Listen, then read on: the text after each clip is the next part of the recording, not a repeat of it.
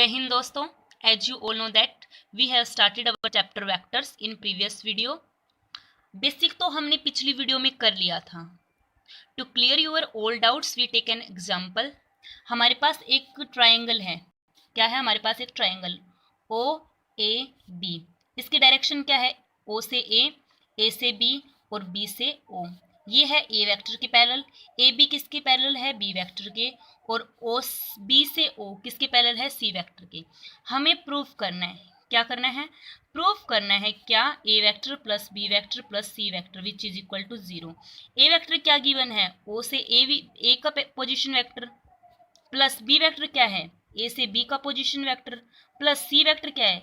B से O का position vector. क्या? बी से ओ का position vector which is equal to 0. Triangle law of equation क्या होती है?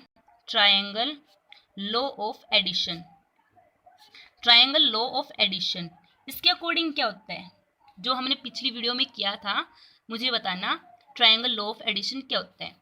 इसमें होता है दो साइड का सम ओ से ए प्लस ए से बी. इसका सम किसके इक्वल आ जाता है? ओ से बी वेक्टर के इक्वल आ जाता है. तो हम इस इक्वेशन में पुट कर देते हैं. फर्स्ट इक्वेशन के अंदर ओ से बी का पोजीशन वेक्टर प्लस बी से ओ का position vector which is equal to 0. इनकी क्या है? डायरेक्शन अपोजिट है. हम एक डायरेक्शन में कर लेते हैं इनको. तो ओ से बी वेक्टर का पोजीशन वेक्टर प्लस में नेगेटिव साइन ऑफ ओ से बी वेक्टर का position vector which is equal to 0. O से B vector negative sign O से B vector which is equal to 0. तो ये हमारा क्या हो गया? प्रूव हो गया. क्या? Which is equal to 0. A vector plus B vector plus C vector क्या आ गया? हमारा 0 आ गया. ये तो था हमारा एक्सरसाइज 12.1 के लिए. अब हम कर लेते हैं फॉर एक्सरसाइज 12.2 के लिए. इसमें जो इम्पोर्टेंट टॉपिक है ना, इसके अंदर 12.2 के अंदर जो इम्पोर्टेंट टॉपिक है वो है हमारा पोजीशन वेक्टर. क्या है हमारा? Position vector.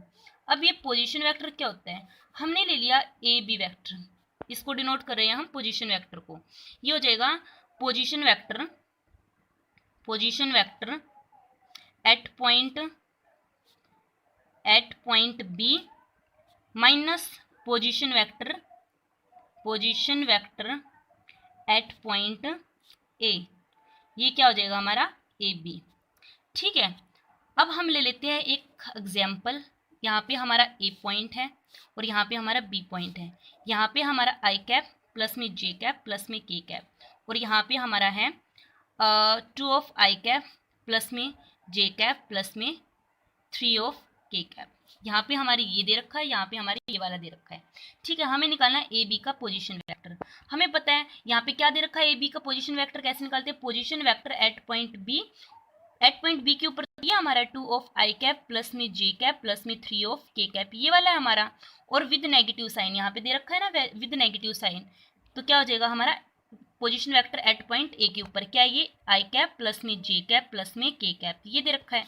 तो हम इसको सोल्व कर देंगे. क्या कर देंगे? हम इसको सोल्व करेंगे. तो क्या आ जाएगा? 2 ऑफ आई कैप प्लस में 3 of K cap minus I cap minus J cap minus में के कैप. जे कैप से जे कैप कैंसिल हो गया. यहाँ पे क्या बच गया? आई कैप. और यहाँ पे क्या बच गया? प्लस में 2 ऑफ के कैप. तो ये हमारा क्या गया? पोजीशन वेक्टर आ गया. क्या गया हमारा? Position vector. ठीक है. एक्सरसाइज 12.2 में आप पढ़ोगे पोजीशन वेक्टर, जो कि हमने ऊपर किया ये सब. ठीक है. अब हम कर लेते हैं फॉर एक्सरसाइज 12.3 के लिए. इसमें इस एक्सरसाइज को करने से पहले हम इसका क्या कर लेते हैं? बेसिक कर लेते हैं. क्या कर लेते हैं? हम इसका बेसिक कर लेते हैं. ओके. इसमें क्या आता है? मैग्नीट्यूड आता है. पहले क्या आता है? Magnitude of A vector. Magnitude of A vector क्या होता है? मैग्नीट्यूड हम इसको डिनोट कर देते हैं आर वेक्टर से. आर वेक्टर का मैग्नीट्यूड क्या हो जाएगा? X of I cap plus में Y of J cap plus में जेड ऑफ के कैप. अब ये आई जे के आपने पूछा नहीं कि आई जे के यहाँ पे क्या होता है. चलो मैं बता देती हूँ. आई कैप क्या होता है? यूनिट वेक्टर होता है. क्या होता है? Unit vector along X axis. Unit vector along X axis. J cap क्या होता है? Unit vector along Y axis. क्या होता है, unit vector along Y axis. और ये जो के कैप है ना, ये क्या होता है, ये होता है unit vector along Z axis. क्या हो जाएगा, unit vector along Z axis. ठीक है, अब हम कर लेते हैं मैग्नीट्यूड ऑफ ए वेक्टर पढ़ना था हमें। क्या पढ़ना था, मैग्नीट्यूड ऑफ ए वेक्टर।